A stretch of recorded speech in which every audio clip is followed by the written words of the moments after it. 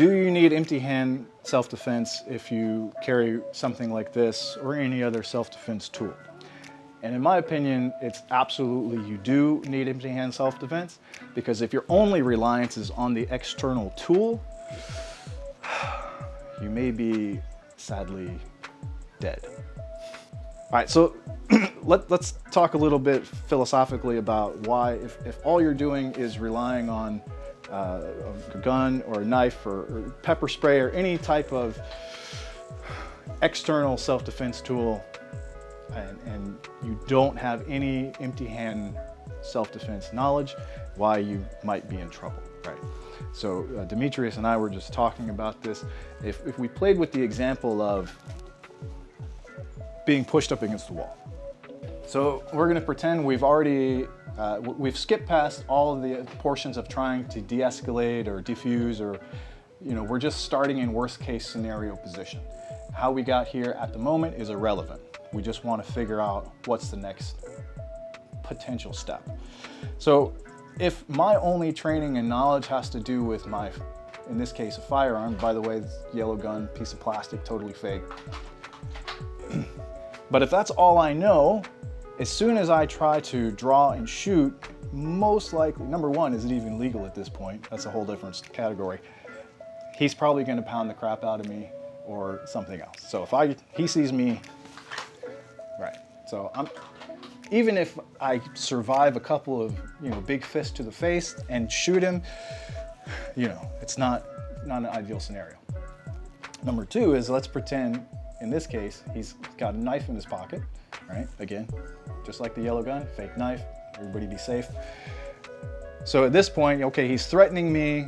I feel as though my life is in danger. I want to draw my weapon to protect myself. And as soon as I go to do that, he also draws.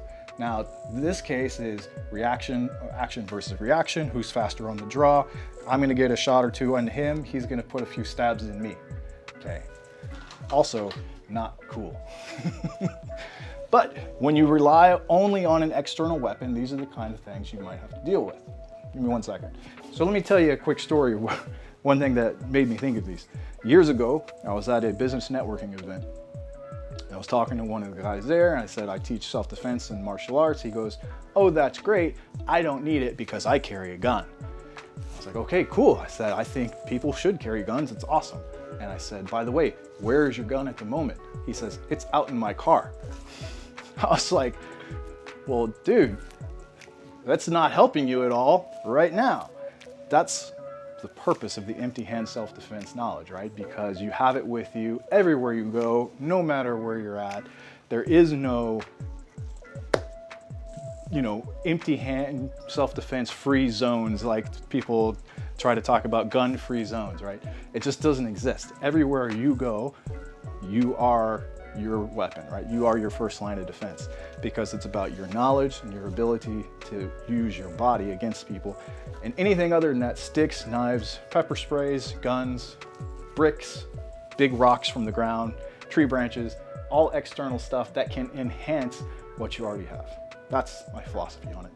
Off the soapbox. Now, if we're back in this really terrible, crummy situation, first, I want to know how to work with the person's structure so that I can disassemble him and get to a position so that if I needed to draw my gun in this case, I could do so. Now, he's got a nice bridge here. He's leaning into me. I've got a potential punch coming to the face here. Lots of different ways you can go with things. One is, in this situation, because of the position of his arm, I might bring up my left arm underneath, pull him off to the side, and then attack from the back onto him. If he actually threw the punch, clearly at this level, my face and my head is the target, which is cool because it just means all I have to do is move my head, and most likely he'll hit the wall, and then I can either counterattack the body here if I want.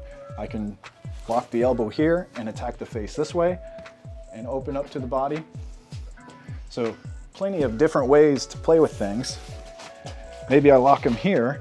Now I can draw, but now, oh look, I have a right-handed holster, but I have to draw with my left hand. So now you have to learn how to draw with the opposite hand and get on position if you still felt the need to do so. So let's make it worse. Let's say he's already got the knife in his hand. This sucks. This is what a lot of people will call like a sewing machine if you just start stabbing me. Look, you're gonna get cut, you're gonna get hit. We know that. We want to limit it as much as possible. So if I already see the knife, if it's out, if the knife is out, if he's got a gun on you, for me to just think, oh, I'm gonna beat him on the draw,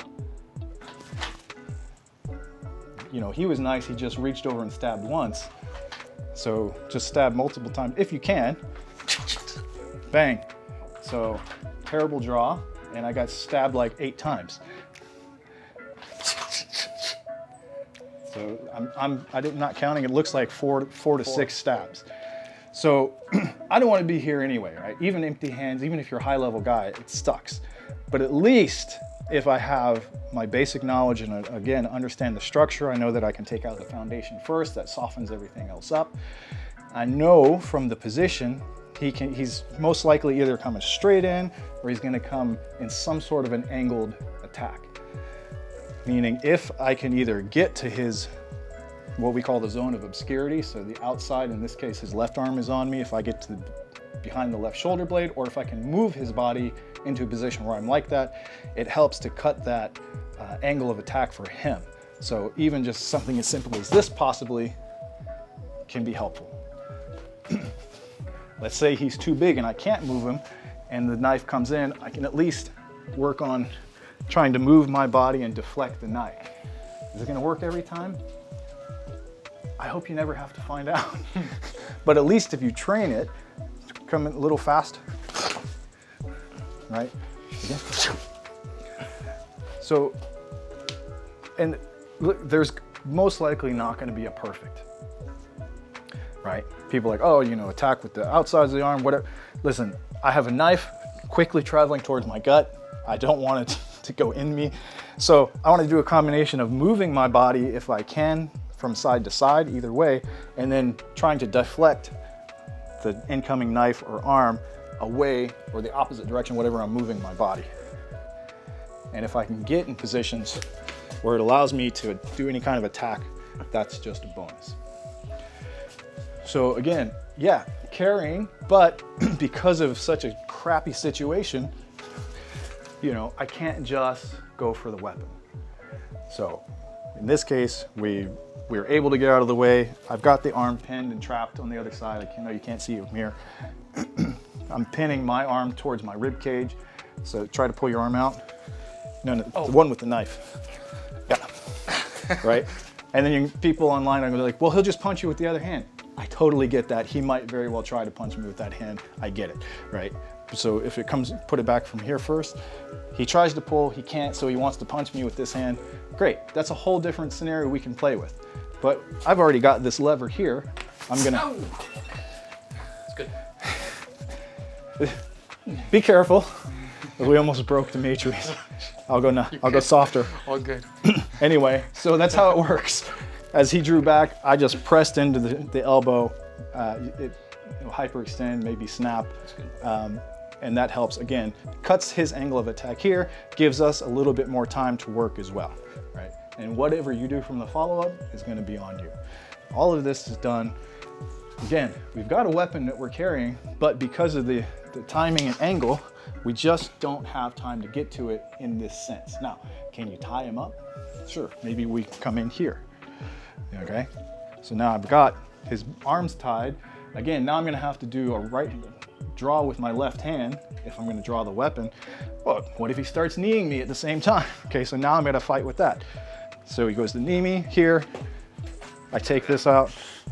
At this point, maybe I push him down. Then I draw and hold him in position.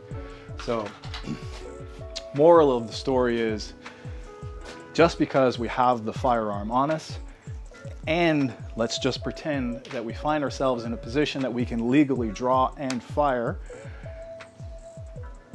if your only reliance or your over-reliance is on the external tool, you may be in trouble. So learn the empty hand work as well, and then combine the two together. That's my personal opinion. If you don't like it, awesome. Feel free to tell me in the comments, And otherwise, enjoy the video, like, subscribe, share, and I'll see you in the next one. You okay? Yeah, no, dude, that's good.